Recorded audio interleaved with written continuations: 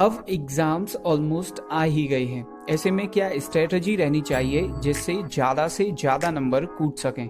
अब इतना टाइम नहीं बचा कि आप बुक लेकर आराम से लाइन टू लाइन पढ़ें। ये वो टाइम है जब खतरे की घंटी सुनाई दे रही है। अब अगर स्मार्ट तरीका नहीं अपनाया तो साल भर कितनी भी मेहनत क्यों न करी हो, सब पर पानी फिर जाएगा। आज हम उसी स्मार्ट तरीके की बात करेंगे।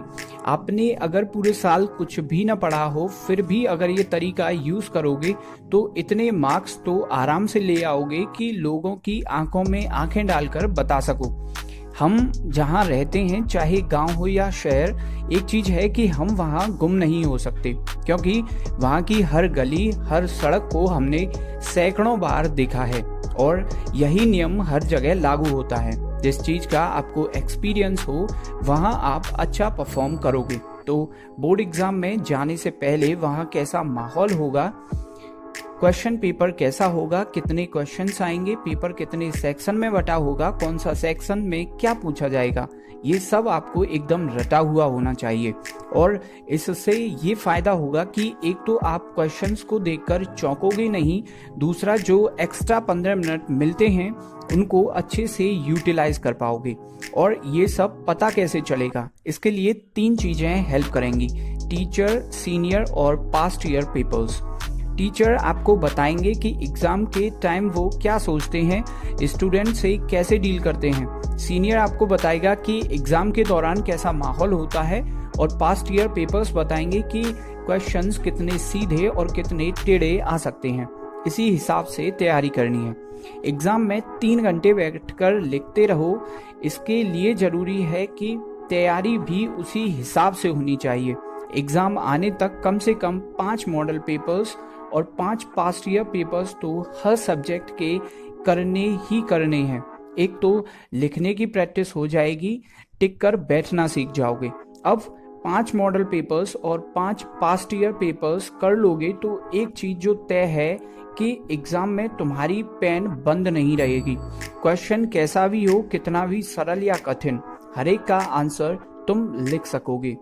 पॉइंट 2 को अगर तुमने उसी हिसाब से फॉलो किया जैसा बताया गया है, तो एक क्वालिटी जो तुम सीख जाओगे वो ये कि कौन सा क्वेश्चन एग्जाम में पूछा जा सकता है, कौन सा नहीं।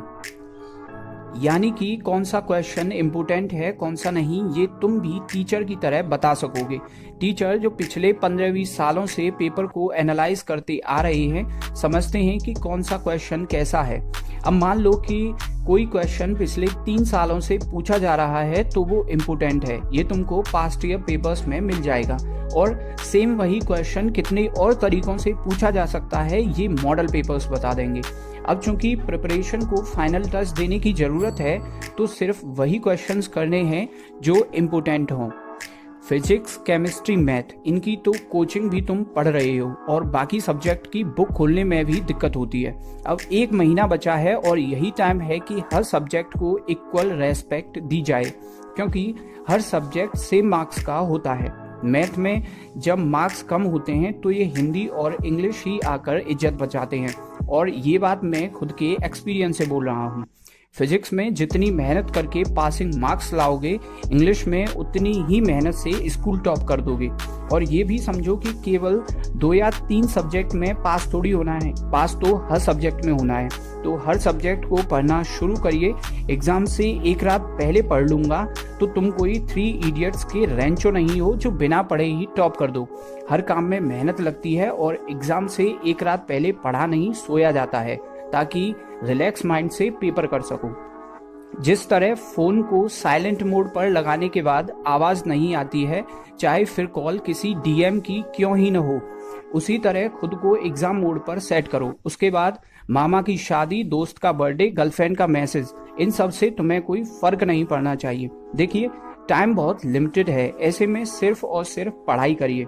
रिजल्ट वाले दिन खुद को थैंक यू बोलोगे। और आखिर में, आप चाहे अभी तक कितना भी पढ़ाई से दूर रहे हों या आप टॉपर हों, ये सबसे बेस्ट तरीका है स्टडी करने का। एक जगह शांति से बैठें, रूटीन बनाएं और पढ़ाई करें।